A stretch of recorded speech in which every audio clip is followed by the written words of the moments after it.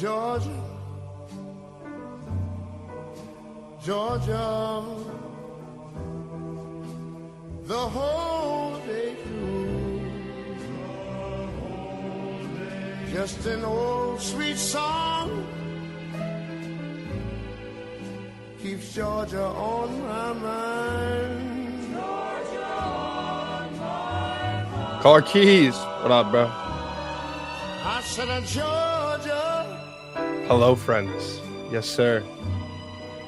Georgia, a song of you comes as sweet and clear as moonlight through the pines. Fellas, hello, friends. How we doing? God damn, this song is so good, TC. Augusta National theme song. Man. Other Is it really? arms reach Yeah, out every to year. me. Other eyes smile. Don't worry, we'll get to it, man. We'll get to it.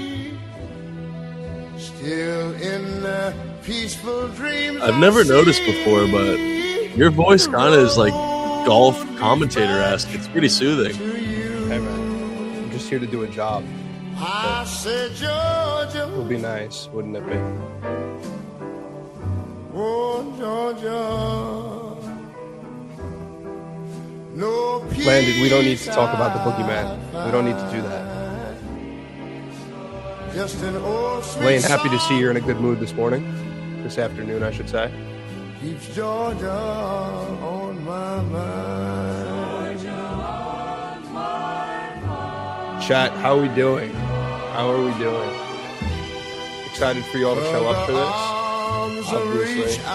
Very excited for this show in specific. Let's get the music down a touch. And yeah, man. Happy Masters Week. This is my first time running a show. I'm super excited about it. Masters Week is arguably my favorite week of the year. Yeah, thank you, Woo, thank you. TC! Come on, Chad. Hype this man up. Yeah, Come we'll, on. Show up and Hype this man up. Come on, hype this man up, Chad. What up, MJ? Yeah, man. It's the Masters. I don't know how many of you are too in tune with the golf side of things, but this is the biggest week of the year. Obviously, for those of you who are into it, I know this is primarily college basketball, college football, NBA, college basketball, but with golf and the summer approaching, we are going to move into the golf stratosphere. With that said, basically going to be breaking down the odds board. We're going to go through my favorite bets. Obviously, some of you have seen them. We're going to go through the positional market, maybe even some Masters pools. I know a lot of people do those, so we can get into it. If you have questions, throw them in chat. More than happy to talk through the odds board and give a player-by-player breakdown. Going to be introducing a few of you to Data Golf. For those of you who don't know what that is, that's basically like the Ken Pom of the golf world. And yeah, man, I'm excited. So with that said, let's get into it. I think it's a good time to talk about the boogeyman himself, Scotty Scheffler. Let me just add this to the stage real quick. I think this is fine enough. By the way, Danny will be Interruption. joining. We have a bang. Go ahead. We have a We have bang a in bang. chat. We Steak have a with a bang. 5-piece. Steak, my man. Thank you, Steak. Really appreciate that. With that said, like I mentioned, Danny will be joining in a little bit. Obviously, he's hit 3 outright winners this year. So if you've been tailing him, you've obviously made some coin. I haven't tailed him, obviously, because I'm a Justin Rose hater. But we can dive into the first guy up on the board. I got a lot of heat in the Twitter space this week because I am officially out on Scotty Scheffler this week. We could take a look at his previous Masters finishes. I mean, a fourth, a win, a T10, a win, T18, and a T19 in his last 6 starts at the Masters. Now, with that said, I do think that there's a good chance that he could show up and obviously have as good a chance as any to win the tournament. But Scotty just had a kid. I think that everybody does know that. With that, just brief interruption. Danny, you there, bud? Yes. Hello. What's going on, Danny? Not much. Thanks for having me on, my friend. No problem. Excited to talk some Masters. Yes, indeed. It's going to be a great time tomorrow. I hope so. So I don't know if you caught anything. We're gonna break down the top of the odds board. Scotty Scheffler's up first. My opinions on Scotty Scheffler are pretty well known at this point. What are your opinions on Scotty this week? I mean, so I would say if you want to back Scotty Scheffler this week, this might be the best number you could have ever asked for. Am I saying that's a good bet? I'm not going to say no because he's still the number one golfer in the world. It's just like the last month and a half of this guy has just been so rough. Like it's really hard to truly believe that he can be the guy he still is. I mean, you just had a kid 9 days ago. And it's been tough. I mean, he's super low with his iron play this year, and it's very hard. Obviously, this is a great course. He loves it. He wins every other year, so technically he is set up to win. Right. But I would just kind of want to pass. And I think if he keeps doing what he does with poor Thursday and Friday rounds, grab him live on Saturday. I don't think he's a good bet pre-tournament. Maybe live, makes the cut again, playing back, can work his way into a Sunday. Why not? I could say why not. I think that's a fair point. I mean, we saw it last year with Rory. He was playing great that Thursday, if I remember correctly. Put a ball in the water on 13, and then he went on to win the entire tournament. He had a massive back nine on Friday, and then kept it going on Saturday. I do think if you're looking to take Scotty, I think that's the way. Or the first round leader market, although he's been pretty atrocious in the first round. Mm-hmm. My main dilemma, or my main gripe with Scotty, for those of you who don't know data golf, this true strokes gain thing that I'm hovering over right here, this is approach, his iron numbers. Now, the last couple of tournaments, we're seeing that he's gaining on approach half a stroke. He lost, obviously, at API, but he's gaining, 0.2 of a stroke, half a stroke, and almost a full stroke at Phoenix. But let's take a look at what he was doing last year. He, at the time that he won the Open Championship, gaining nearly 3 strokes around on approach, gaining a stroke and a half at FedEx, gained over a stroke and a half at BMW. So the Scotty Scheffler that we're used to seeing is usually gaining over a stroke and a half. That flip to, only gaining half a stroke on approach is a pretty big deal for him. And if the putter isn't working, which we have no reason to believe it won't at this point in his career, given that he's been gaining pretty consistently, I just think that it could be a pretty rough showing at Augusta for him. And by rough showing, I mean, like, I don't know. What's the floor for Scotty this week? T20? Yeah, probably. And but like legitimately a top 20 would be horrible. Like right, for him. Like that's kind of what's crazy to the level that he's on compared to everybody else. Because I mean, shit, if you're telling me you can get top 20 in the Masters, most coveted tournament, probably to the most casual people in golf, but like people that could get into golf this weekend and they literally might not even hear Scotty Scheffler's name come Sunday. We don't know. Right. So. Absolutely. It would be they'll still show the shots of him when he's like, 7 strokes back. Can we truly talk about that? I hate that. Yeah, I hate it. It's pretty rough. I fully get that you're the best player in the world. I fully get that. But if you are in no way, shape, or form even being close to this leaderboard, we got to put attention to the guys that are actually there. Like, I remember, and I think you were in this position too with the Genesis last year, was Ludwig Oberg was like 4 or 5 strokes back. Everyone thought he was dead. But he started rallying, and then what do you know? We see his last birdie to tie it to go up or whatever. And I just think that's the worst part with golf coverage. But don't get me wrong, CBS on Sunday afternoon with Jim Nantz, peak television. That's peak. Yep. That's peak. Yeah, Frosty brings up a pretty good point. What you're seeing now is that Data Golf has this pretty cool thing where if you go into their approach numbers, you can actually see what ranges that they're gaining in. Since January 1st for Scotty Scheffler, over 200 plus yards, which is where some of, I think 4 out of 18 of the approach shots come from at Augusta. He's actually losing strokes on approach, which is something that I never thought we'd say when it comes to Scotty Scheffler. Just given how consistent he's been. I mean, look at this Pentagon, man. He's just unbelievable. And to think that, we might have a Masters where his name isn't at the top of the leaderboard, it opens up some more opportunities down the board. So that's the Scotty Scheffler breakdown. With that said, if you're on Twitter, it would be a great time for you to come over to twitch.tv/RambleNow. Would really appreciate it. You get in chat, you get to talk with us. We can answer some of your questions, and it really just helps us all out. So that would be greatly appreciated. Hey, and W. Autigs for the sub. Appreciate you. Said dialed for this weekend, and TC and Danny For someone who doesn't watch a lot of golf, how would you describe Scotty? Simply put, not too much in-depth stuff, but kind of surface level.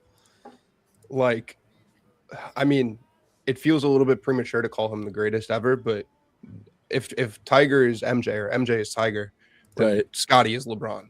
Like, Oh, if wow. you don't know who Scotty Scheffler is, you know what? You make a good point. Some people in the chat might not know who Scotty Scheffler is. Scotty Scheffler is Tom Brady. Scotty Scheffler is LeBron James. He is truly, the second greatest golfer that I think we've ever seen. Mahomes is a good comp as well. Just a guy who knows what it takes to win, knows what it takes to close. I really think that, like, as much as we can say that we're turned off on him this week, he is truly like a once in a generation golfer. Yeah. He really he's won 2 Masters. He won the 2022 Masters. He won the 2024 Masters. Rory won it last year. Who's the next guy we're going to talk about? It wouldn't be, completely shocking to me if Scotty did it. I just don't think he's going to do it this week. But we could talk about go ahead. Sorry. I'm gonna change your names on your ats for anyone listening that doesn't follow Danny or doesn't follow TC on Twitter. I'm gonna put their ats right under their cams here. Make sure to shoot them a follow. All right, that's all. That would be great. Great job, fellas. I think it's a good time that we talk about the defending champion. Rory McIlroy obviously picked up the Masters last season, the career Grand Slam. It was the thing that he'd been looking for since 2014. Super, super emotional. Now I know where I stand on Rory this week. I wonder where you're at. I'm gonna be completely honest. Going back to back, gonna be very tough. Because it's insane. Like I starting the year, I would have told you I could not wait to get to the Masters to potentially see a Scotty Rory Sunday pairing for one to go back to back and the other guy to have his third in the last 5 or 6 years. But it's tough. Like, these guys they're not coming in playing good golf. And as much as I want to believe that they 100% can, but it's hard when it's just you haven't played. Rory has not played since the Players. It's showing right there where he T46. And then before that at the API, he withdrew. It's very hard to say that you're going to be ready to go at Augusta day one. And I also think, I know everyone said he got the weight off his shoulder. He now has that Grand Slam, but going back to back is going to be just as difficult as a task to win the first one. So yeah. I'm out on Rory. Same thing with Scotty, though. I don't love the pre-number, but if you believe that they look good on a Friday or good on a Saturday and they can get hot. Sorry, I read Frosty's harder in my opinion. Pause that real quick. But if they can get hot, then I don't blame you. But there we go. See, look, I got everyone in comments already, so we're good. I did not mean hard. All right. So where I stand on Rory, pretty well documented. Most of the people in the golf space know who Brian Kirshner is. He has a theory that if you win the year before, you are quote unquote dead. Rory to miss the cut would be the only market I'd play him in.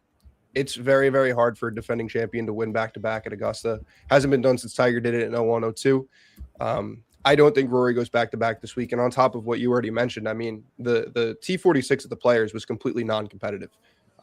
Coming off the back injury at Arnold Palmer, he showed up on a Wednesday. We're not even sure if the back is 100% right. Now he's got to host a Masters dinner. He's got to meet with the chairman. He's doing all these things around the course. I think he's got no chance. Obviously, if Rory wins, I'm going to look like an idiot. But I think it's a pretty safe bet that he's not winning this week. Yeah, I don't really want to get too much into Rory and Scotty. Like, I know we should. They're easily the best at the game right now. But when I don't think they got a chance, I'm not going to want to talk about you as much as I would with the other guys. So. Right, absolutely. Because I also think, like, if we could also make this as long as it could be if we go one by one talking about most of these guys. Yeah, I figure we can focus on the top of the odds board. Yeah, for sure. I think it's pretty clear that the Masters is a pretty predictive tournament. Mm-hmm.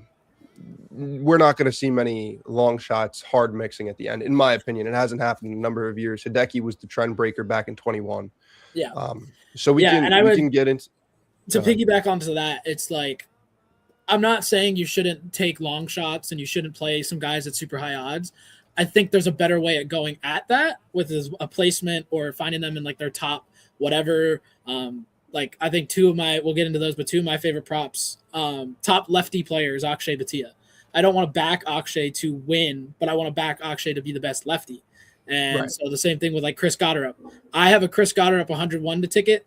I am not tracking it. I don't think he can win. Would I love to see Chris Gotterup win? 100%. He would have one of the best seasons on tour if he gets into third win at being Augusta. But I can Right. also back him at top debutant. So it's there will be ways. That's why we're going to talk about it, the whole thing. But I think there's better ways at going at instead of just taking outright on them. You can find a way to back them in a way you want to. So Right. 100-1 Gotterup ticket is ridiculous, by the way.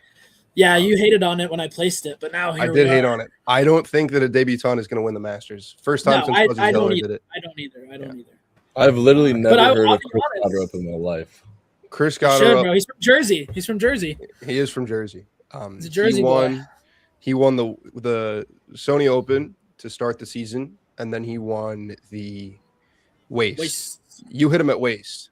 Yes, Frosty, that was 250 to 1 is quite the ticket, man. Yeah. He did play at Rutgers, then he went to Oklahoma. Oh, Yeah. I should know this guy. Rutgers, W. Yeah, he's Chris- yeah, MJ, you would be a Gotterup guy. I'm a Gotterup guy. Gotterup is probably my favorite golfer on tour right now. All right, I'm joining you. Yeah, He's my guy. He's fucking awesome, dude. He's the way he shapes his shots is a lot of fun.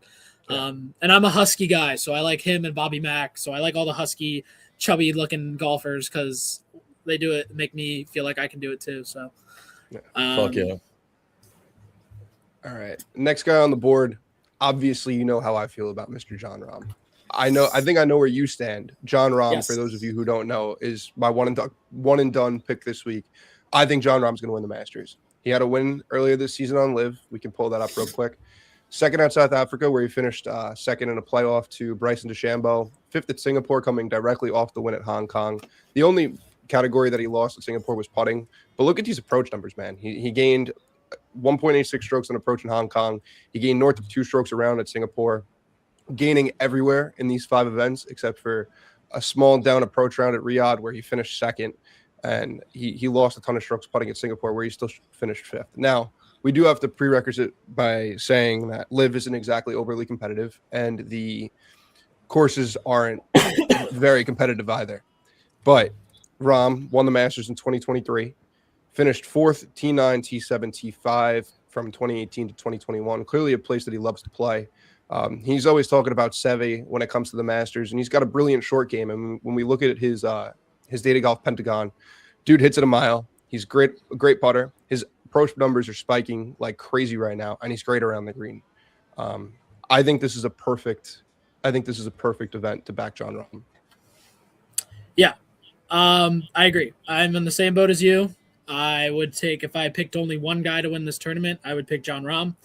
And look, I get it. There's a lot of people that, like Frosty mentioned, does he have a closing problem? I think a lot of guys do. It's nothing to be ashamed of and afraid of, but I think in this moment in time, John Rahm is one of the best golfers in the world, and it's showing on Live. And I get it. Live courses are not as the same as your like Players and all these other courses. But this guy's played here. This guy's won here before. He knows what Augusta's like. I know he hasn't played in some time. I can understand why people want to be off. I totally do. And I can understand all those reasons. But at the end of the day, you need good irons. And this guy has great irons. And I think at the same time with John Rahm, I personally am not the biggest Rahm guy, but I can acknowledge when I think he's playing fantastic golf. And I always say this with the golfing at the end of the day. You're not going essentially against others. I feel like you always are going against yourself. You have to win in the tournament on your own. No one can help you. Like, yes, maybe someone could shit the bed and you pick your way up, but you still have to play good in that way. So that's why I like Rahm. I really think this is the year he gets it. I think he's winning a major this year. I would like it to be here because I think I don't have to back him at the other 3 majors this year. But I really like Rahm. I've been saying it for the last few weeks. I've got him in at the 11 or 12 to 1 number, and then I've got 2 couple like home run parlays that I match with them. So John Rahm can bring in a good day on Sunday afternoon if he gets it home. So, but that's how I feel about Rahm. And I'm not a huge Live guy. And we're gonna probably talk about his fellow Live rival and Live person and Bryson DeChambeau in a second, and I'm gonna have a lot of different opinions. We're gonna talk about him right now. Perfect. Go ahead, MJ. I had a quick question about John Rahm. Is he a top 5 Yeah. golfer in all of Yes. golf? Yes. Okay. Yes. Yeah, I think For- if he's on tour, he's the number 3 golfer in the world. Okay. For my money, he's the second best golfer in the world. Okay. Yeah, I would still put Jon Rahm, Rory and Scotty. But MJ, if you're not really connected to golf, PGA and Live are 2 separate tours. They used to be on the same tour back in 20. How long ago did they split? 2021. But yes. it was a few years ago where the Live guys took money from the Saudi Arabian government, a boatload of money. Rahm is like a billionaire now. So they used to play together. Jon Rahm has only gotten better since going over there somehow. He's unbelievable. I think he should be closer to Scotty's odds to win, if I'm being quite honest. I get the closing issues, if you want to say that, but this dude was a killer in 2023. He still is a killer, and I do think he picks up a major this year. Yeah. We can move to Bryson DeChambeau now. MJ, I know you're not a golf guy, but you should know who Bryson is. Yeah. No, I know who Jon Rahm is too. I'm just trying to get the scope of like the current I guess landscape of golf as it stands today, because I'm kind of a guy who's been seeing if you could watch pure highlights of golf, that's kind of all I really know about it. I don't know the lore. Right. I know some top names and I can read an odds board, but I don't know if this tournament lines up for their specific like matchup to the course or how that works. So this course is a very good general test of like being a good golfer. You want to be coming in here with a ton of form. You very rarely see somebody just find it at Augusta. You have to meet, at least in the past, you have to meet a certain number of requirements. You usually want guys who had a win this season. You want guys gaining a certain number of strokes tee to green, which is off the tee and on approach. You want guys who have played here a certain number of times before. Really, you want to be here for your third or more time. This is Jon Rahm's ninth Masters. And I kind of like the narrative that, he has some DP World Tour stuff going on right now. But I do think that Jon Rahm would be, if I had to pick just one, it would be just one. The money, they had a Live market at 4-1 for one of the guys from Live to win it. I wish I was higher on Bryson because I do really like Patrick Reed. But I do think that if you wanted to just kind of get all of them, you can. Well, Reed wouldn't count in the right. Reed is DP World Tour now. So right. But I would, to comment on what Money said, I think you're just buying 2 golfers at that price in Bryson and Rahm. I had a buddy today. He was like, I'm really liking Bryson, bro. Like, and I'm like, I'm not gonna sit here and argue with you. The problem is just that I had Bryson 2 or 3 years ago when he was first round leader and then completely shit his pants the next 2 days. Yeah, last year in the running, he wants to go against Rory McIlroy, but he just didn't. And I know this guy, it eats at this guy. It eats at this guy that he does not have that green jacket yet. I think the motivation is 100% there. But I'm not going to lie, I just saw a couple boosts. They boosted his top 20 market plus money now. Skeptical a little bit. I'm not saying that can't get there. Kevin Hart is your caddy on the par 3 day. Kind of feels like a little bit of a joke. I don't know. I just think Bryson DeChambeau is super hit or miss.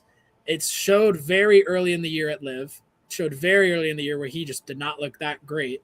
I know he has a T3 at Adelaide, but he shit his fucking pants. He shit his pants on that Sunday.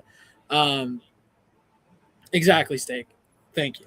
But at Singapore and South Africa, he looked amazing.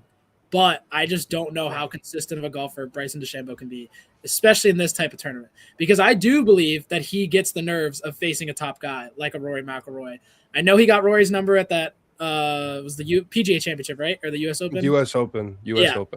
But I mean, come on. Rory missed one of the putts that I think I would have made. That's where I think it's so tough. I'm not saying I hate Bryson. I think he's an awesome guy. I'd love to see him kind of win as a story because, he's been through so much and he's had such a good, revival arc, in my opinion. When this guy Bryson DeChambeau going to Live made him a better personality and a better golfer, in my opinion. Right. Now, I think he can do all the, I think he's the poster boy of Live.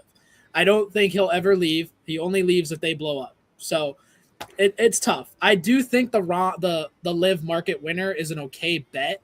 I just don't think the odds are kind of at your favor to put 2 or 3 units on it when you could really just take both them separately for less risk and still probably be fine. Right. I tend to agree with that. I am kind of cooling off on the Bryson talk. When we look at a pretty key historical trend is you want to be gaining with your irons coming into Augusta, and especially around the greens. It's going to be baked out and dry and a little bit windy this weekend. He didn't gain on approach at South Africa. He lost strokes on approach at Hong Kong, barely gained at Riyadh. Not really gaining around the greens in either of his 2 wins on Live this season, and he lost at Adelaide and Riyadh. Now, mind you, these are really, really non-competitive, around the green courses. And then when we take a look at his Masters track record here, I mean, he's lost on approach in 3 of his last 5 starts, lost around the green in 4 out of the last 5 starts. Now, you could argue that he's a different golfer in 24 and 25, but it's still very similar. In the year in 24, it's important to note that it rained a ton that week. Now, your iron numbers are going to be better when he hits those like towering draws, and he can kind of get the ball to stop when it's wet. When it's firm, he uses those same length clubs. It's harder to stop the ball. So I'm going to err away from the side of Bryson DeChambeau as an outright. However, he has a perfect tee time this weekend, 10:07 a.m. It's going to be the time of day where it's warming up a little bit, and we can bring you over to Wind Finder. This Thursday, April 7th. Let me make it a little bit bigger. Yeah, Landon. Thursday, April 9th. Landon just put the comment on the head. Right. If you want to back Bryson, I think you got to do it in the first round leader market. And I don't hate that because his scoring average is up in the first round.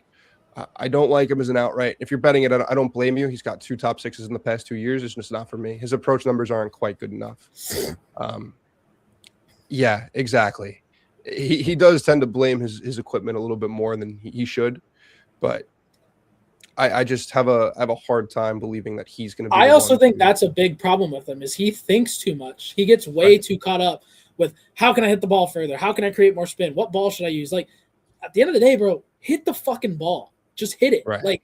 You have so much talent in the world. Just hit the ball. It's just, and I agree with Frosty. Like he might never win a Masters, but like this guy can easily win all these other courses. Like I think these Opens are going to be so much fun for him because of the fact that like all these I'm just blanking so hard. All the links courses, like right, he's can do whatever the fuck he wants. At Shinnecock, I mean, Shinnecock might be a little tougher if it's baked out, but like St. Andrews next year for the Open, absolutely take my money. Yep. Yeah. Let's move on to the guy next on the odds board. I am petrified of Xander Schauffele this week. I am petrified. He's the only guy up top that I haven't bet. I took him to top 10. It's my Masters pod, if you will. Top 10 plus 140 for 2.5 units. Pretty sizable wager for me. He can absolutely win the green jacket. He can absolutely win it. It would not shock me at all. I like getting Xander and Rahm more so than I like, Scotty and Rory up top. I don't think that's crazy to say that either. I mean, let's take a look at Xander's numbers these past couple of starts. I mean, he gained 2 strokes on approach at the Players, gained a stroke and a quarter at the Valspar. This was kind of a backdoor T4, but it is a T4 nonetheless. Yeah, he's got a historically great around the green game, and if we go to his history at Augusta, I mean, man, T8 and 8th and T10.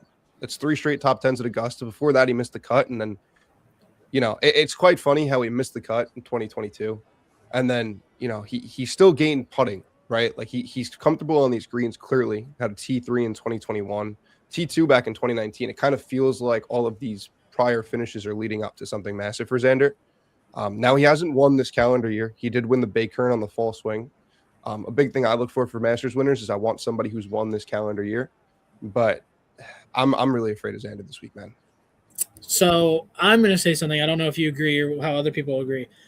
This is the end of 24 Xander Schauffele playing right now. I think absolutely this is the guy we all envisioned to be the 25 Xander. He just had the injury, didn't really get it going. Like Xander Schauffele's a great fucking golfer, man. I mean, in 24, you could have argued he was better than Scotty Scheffler because he picked up 2 majors, correct? Yeah, he did. He won the PGA and the Open. And he was playing some ridiculously good golf. I can also agree with you this week. I am not on him. Do I wish I was? Yes. Do I have a bet personally in my back pocket? Yes, but I'm not tracking it. If Xander wins, I didn't place it. I didn't take it. I'm not going to go on Twitter and say I picked Xander Schauffele to win the Masters because I didn't. He's not one of the guys I believe can win. I just wanted to find a way to get him at some good odds, so I paired him with an Ozzie Albies home run last night. That was kind of fun. So I have a Xander ticket. I'm not going to gloat it if he wins. But I think he's just looks so good, man. And it's good. It's good. It's great for the game of golf because I wish I wish we were almost going into the Ryder Cup this year because think about how good some of these US guys have been now to when they could be. Like Colin was a fucking shit show last year. And now look at him. And then Xander's back to form. And then you've got Cam Young playing Cam Young golf. And it's almost like the biggest question mark going in the Ryder Cup would have been Scotty. So it's crazy to think about that. Sushi might be right on that. I don't know until John Rahm comes home on Sunday. So we won't have to answer that. Viggs, we'll get there because that is one of my favorite bets. So, but yeah, I think Xander, like, I truly believe like these top 10 guys are going to be the winner. And whoever you're on, you made a good bet because they're just going to show. Like, they just show at these big tournaments. Right. And that's going to lead us into the next guy. So, yeah, next up on the board, Ludwig Oberg. I'm sure he's going to have many, many fans this weekend. Now, listen, I'm as big of a Ludwig Oberg guy as they come. He's coming off 2 T5s and a T3. Obviously had that meltdown at the Players, which kind of sticks in my brain. Now, he has the game to win Augusta. He's very, very comfortable on these greens. He gained over a stroke putting per round in 2 straight years there, which is insanely impressive for a debutant back in 2024. He somehow gained around the green last year, and he's not the greatest around the greens. And now his irons are more in form than they ever have been. He's got the driver on a string, gaining in accuracy in his last 3 starts. Obviously, always going to gain in distance. My gripe with Ludwig is that Players loss, like going in the water where you were, back-to-back holes, you can't do that. His recipe for winning is chasing. And if I think that your only shot of winning is chasing, I can't put money on you to win. I bet him to top 10. I think that's a better bet. He's finished top 10 2 straight years. But I'm so afraid of this dude when he grabs a lead because back-to-back weeks, he did grab a lead at the Valero, immediately relinquished it. Mm-hmm. If you're on Ludwig to win, I understand it for sure. He's got nothing but great course history. He's in great form. So I understand it, but the closing is a real issue for me, man. Yeah. I mean, I would say this. If you are betting on John Rahm and you're hating on John Rahm and you're betting on Ludwig Oberg, then you're kind of contradicting yourself. But I'm not going to sit here and say that Ludwig's not a great player. This is my mother's one and done. My mom believes that Ludwig Oberg is going to win the Masters. Did I text her, Mom, that's a shit wager? No, I said, Mom, I can see it. He just has a problem to choke on Sunday. Yeah. But would I love to see this guy win the fucking green jacket? You sure as shit. I sure as shit would, dude. I fucking love watching this guy golf. But I will also say this. I think at the number, I can't bet it. Right. It's a number thing. If we were getting him in the beginning, when he started the year in a lot of these Amex tournaments or a lot of these Pro-Am tournaments, he looked like shit. He looked like shit just because of the fact that he had to he was playing so slow, and all the other times, like it's tough because he's a great golfer when he wants to play fast and wants to do his thing. But I think at the number we're buying him like he has won a major before, and he has not. I know he's young. I know he's young, and I know I worry that when we do see it, he's even going to get a steeper number. And that kind of concerns me because it's almost like I want to back you in some shape or books keep giving you a shit number every single tournament. So he if he won the Players, he'd be 10-1. Frosty, that I agree with that though. Ludwig over Bryson. I do love anyone over Bryson at the top of these odds. I know Xander Bryson's a 1. I was looking at that earlier. I might put some units down on that. It's super incredibly tough to back a guy who, yes, has choked on a Sunday. If I'm correct, 2 years ago, he was right there, and then he goes in the water on 12? 10. I thought it was 10, but I could be wrong. I thought it was Eamon Corner on one of those. He just shit the bed.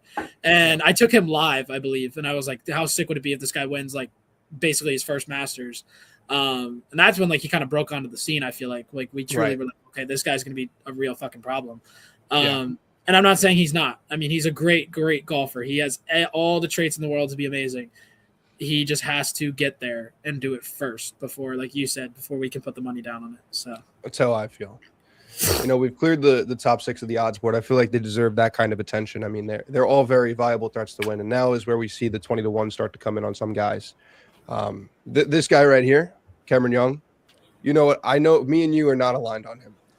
Winner of the Players, won the Wyndham Championship last year, was arguably Team USA's best player in the Ryder Cup. The approach numbers are absurd this year since the Genesis.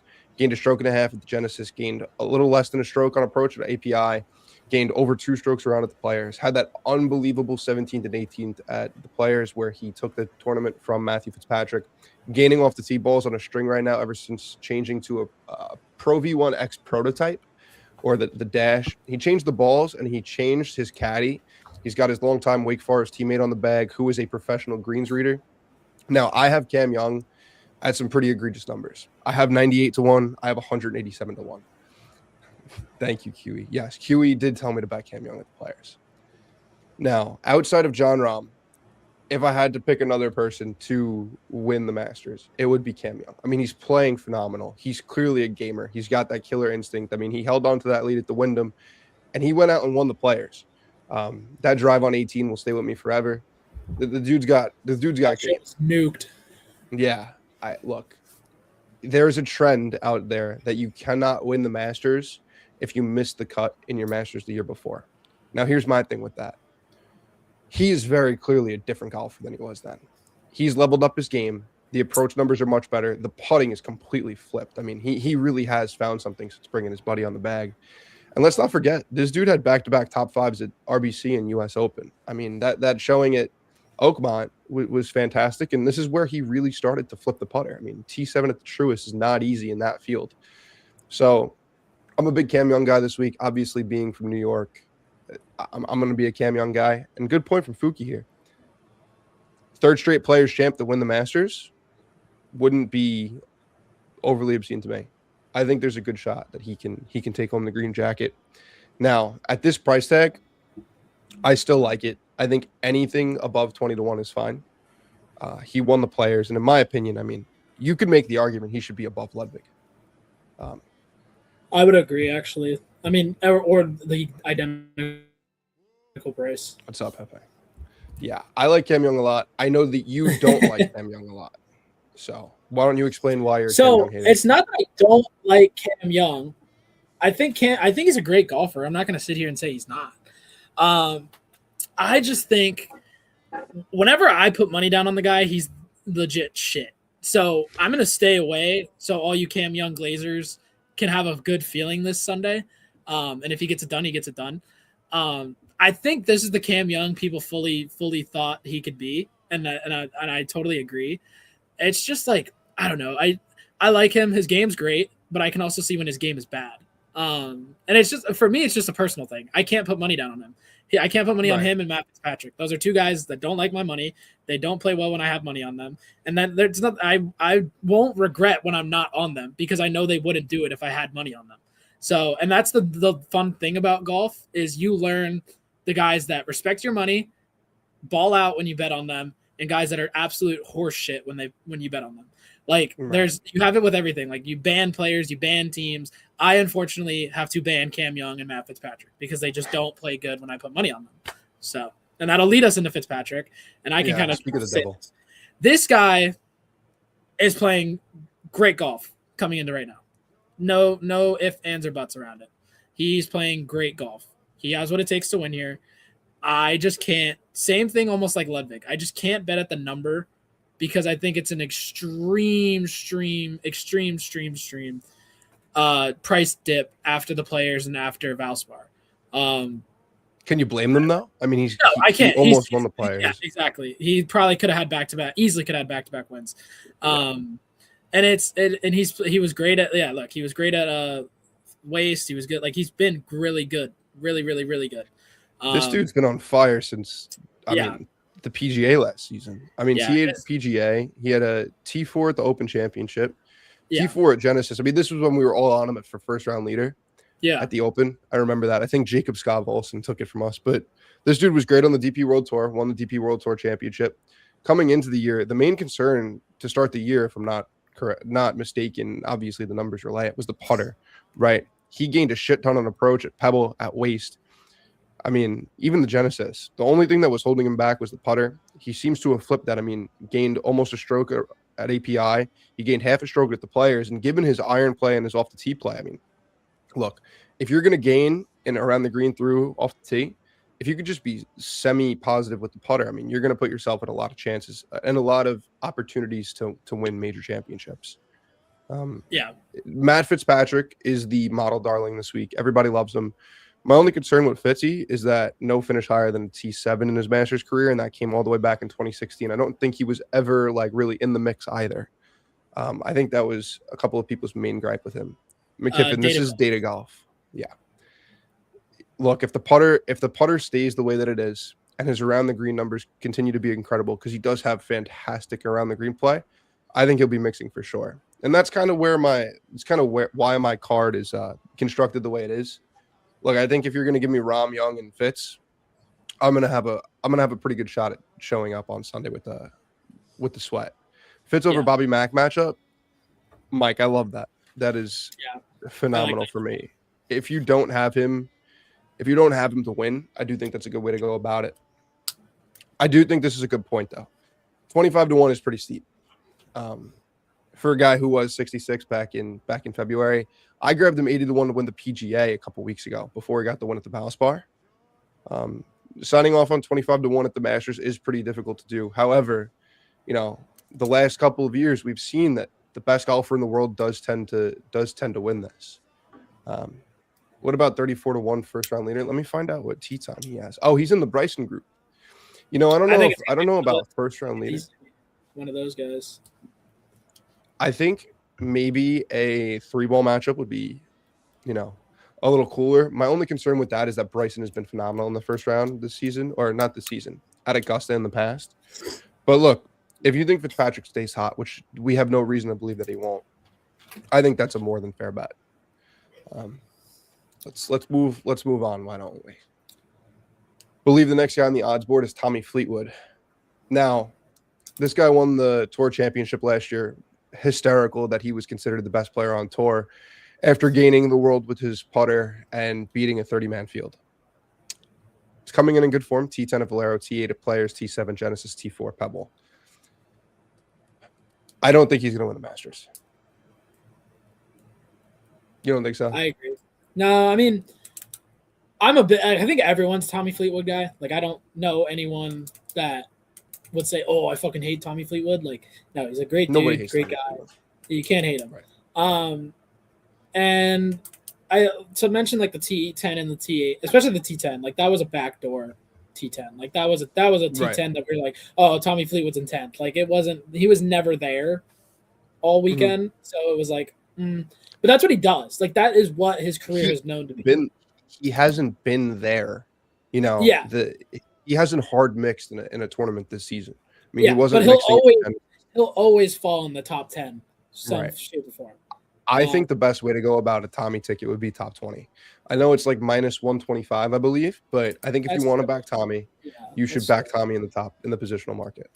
Yeah, that's a quality T20 bomb, I feel like. Right. I mean, he's got pretty good finishes at Augusta in his career. I mean, the putter last year was bad to start the season. I wouldn't put too much stock into that, but look, if you want to back Tommy top 20, top 10, that's fine. And he's always live for a backdoor, the way that he plays. Yeah. No, he's my big thing with Tommy is he's the one guy that if I don't have money on him and he wins, I'm happy. Like, happy for him. I'm not pissed off. I'm not whatever. Like it's kind of the same way with Gary Woodland a couple weeks ago. Like, yes, I had what's his name in second. Nikolai. Like it sucks, but I got to see one of the coolest things ever. So, but this will take me into my second pick, Hideki Matsuyama. So, I love Hideki this week. I have reason to love Hideki in almost every major because this guy comes to play when he really wants to. This is a guy that I think most golf fans know. When he is hot, I don't think there might be a better golfer on tour than Hideki Matsuyama. When he gets absolutely going on any hole, he fucking goes, or any like round, he fucking goes crazy. He goes fucking ape shit. I know a lot of you were on the waste management with Hideki. I was on Chris Goddard up, so shout out Hideki for finally getting the luck maxing off when he drove it into the pews.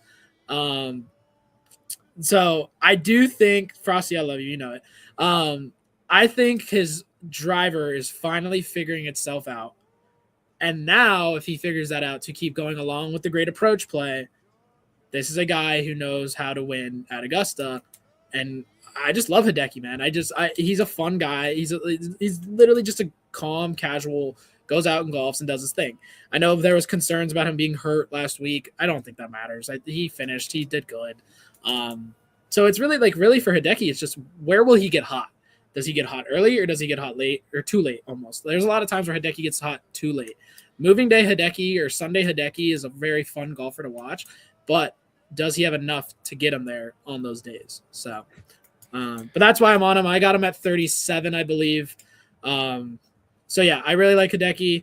I have him in one of my underdog drafts. So I really do like Hideki this week. Right. My only concern is that maybe he peaked a little bit too heavy. And like Frosty does mention, I mean, although he did find it accuracy-wise at the Valero, you know, it wasn't there at the main reasons why he lost Waste and Pebble was the driver accuracy. Now, past winter 1 and 21, obviously comfortable around this course. He absolutely can do it. He's another guy I feel like in that same category with Xander, where I think that he totally can do it. I'm just not going to be the one to back him to do it.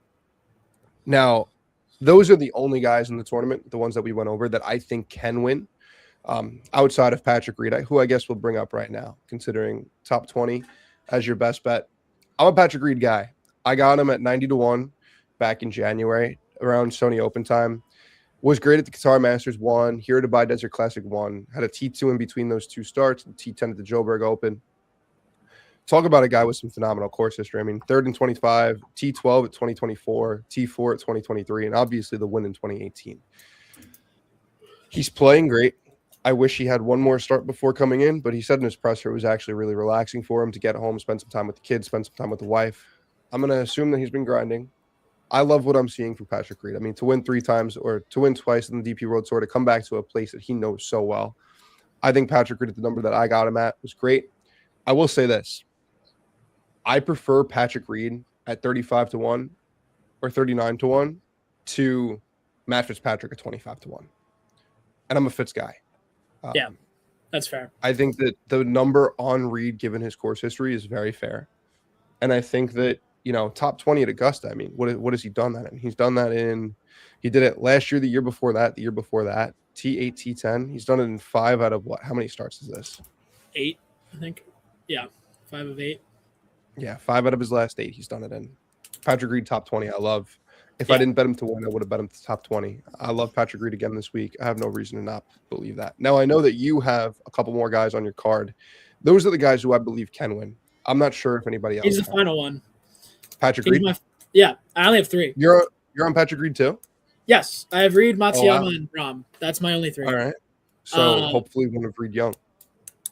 Yeah, I like Reed. I mean, shit, I thought he was almost going to pull it off last year.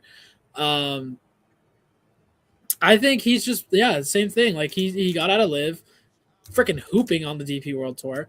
And I think that could be kind of a thing, like the weight off his shoulders of having to play on live. Like I kind of think